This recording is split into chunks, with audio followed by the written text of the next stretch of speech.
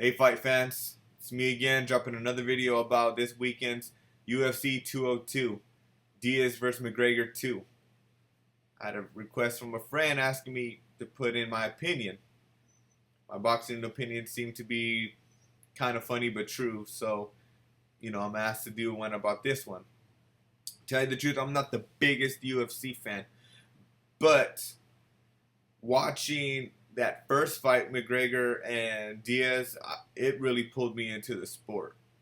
I do remember watching Cowboy versus Diaz, and I know Diaz, is a fighter, man. His brother, Nick, I watched him fight GSP. GSP was just way too strong and athletic for him, so I don't know if that is relevant or anything, but it's got nothing to do with this fight. But anyway, I'm aware of who the Diaz brothers are, is what I'm trying to tell you. But McGregor is a pretty good little fighter, man. He's pretty shifty. He looks strong for his division. And, he's a star in the UFC. He's the biggest name in the UFC. Fortunately, he came up short when he fought Diaz the first time. And the reason why I think he came up short, and the reason why he's saying he's coming up short, was because he ran out of gas. He wasn't being efficient with his energy. Well, this camp, which he had a full camp for to train for a bigger guy, he got to work on that area. So, his energy must meet the demand it takes to beat Nate Diaz. Nate Diaz, on the other hand, is new to all the superstardom. I'm noticing, he's reacting more with cameras now. He started getting famous after that win. It's part of the game. He's in demand. People want to really know who Nate Diaz is. Before, it seemed like Nate was always with his brother Nick. And when it comes to fights and putting your money on a fight, my opinion about that, it's hard to place a bet on someone you really like. And then on the other hand, you gotta think logical. Who's got the upper hand? Who has advantages to win? So sometimes when it comes to a fight and your favorite fighter, you want to just go with your favorite. But you know what though? That opponent might have something on him. You might lose your money. You might be upset about your loss. But it's called gambling for a reason. That's totally up to you. But I'm not putting no money on this fight. Just because, like I said, they both had training camps. Diaz had to train with them smaller, shiftier guys. But look, the thing is, Nate's kind of keeping his camp kind of quiet. He's not posting up videos like the Mac Life, which I think is pretty good. I like watching it. It's entertainment. But Conor is really showing that he's working on his ground game, jiu-jitsu game. That's what he needs to improve on too. He needs to improve on his endurance. He needs to improve on his jiu-jitsu. Now, Nate doesn't need to, he doesn't really need to exercise more jiu-jitsu because he's better. He's a better fighter on the ground. So, if I was in Conor's corner, I'd try to stay away from the ground to increase his chances of winning. Now Diaz, it seems like he's boxing more, and in the that second round in that first fight, that's kind of like where his boxing led Conor to have to go to the ground. So Um, Conor's not a boxer, and allegedly, because of this whole Floyd Mayweather controversy, allegedly boxers are saying that he can't box. So if Nate can outbox him, then yeah, he's gonna get desperate and take it to the ground. But like I said, it's one of those fights, man. I'm favoring Diaz because he's the bigger man and he can take those punches. I doubt that Conor McGregor is gonna hit twice as hard because I quote unquote McGregor, he just teed off on him. He didn't try to like feel him out in the first round. He just went off. He just said, "Hey, I'm gonna get this guy right now, first round."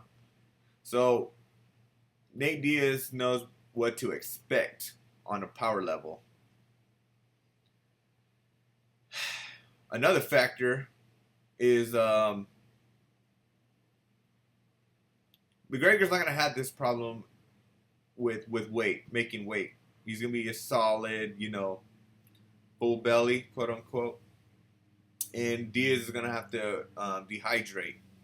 Now, if that takes a toll on his body, then that's a factor. And McGregor wants to trash talk, say, "Oh, well, this guy's 200 pounds." And, he needs to drop 30 pounds to make weight. It doesn't matter what he weighs on the night of, but just he needs to be 170 on that scale. So, yeah, those are factors. It's really hard to determine who's going to win, but they're saying Conor's barely a favor. Like on the Vegas odds, he's like a minus 140 favorite or something like that. So I think what that means is you have to place $140 to win $100. I don't know what the odds are for Diaz. That's allegedly what I heard on a video on YouTube. So, I need to check that again. But, they change throughout the week. They always change. But anyway, I'm picking Diaz to win. And I like him more because it kind of seems like Conor has a split personality.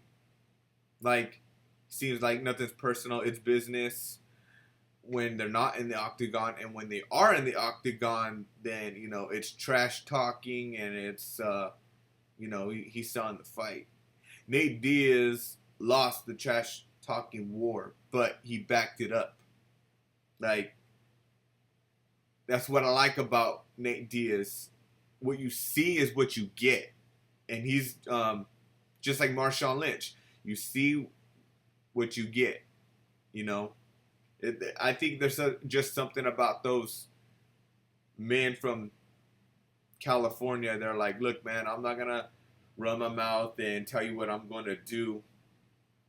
I'm just going to go in there and do what I do." You know what I'm saying? Like, I'm to go out and do this, and when I get there, I can't do it. You know what I'm saying? Like, I'm just going to go do what I do. Respect my game. And I like that because it's real. It's not fake. He's not saying I'm gonna like bury you out in the desert. No, man, didn't happen. That's going a little too far. But anyway, that's selling a fight. There's a handful of people that love the trash talk. There's another handful that's like, "Look, man, back it up." You know what I'm saying? And another thing about the UFC, which is a little bit different from boxing, or which is completely different from boxing. Boxing is a little bit more predictable. And UFC is very unpredictable, in my opinion. You, like, take the Holly Holm and Miesha Tate fight, for example. Holly Holm was whooping her ass the whole fight.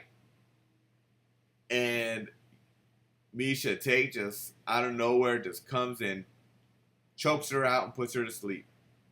Same thing with Conor McGregor and Nate Diaz.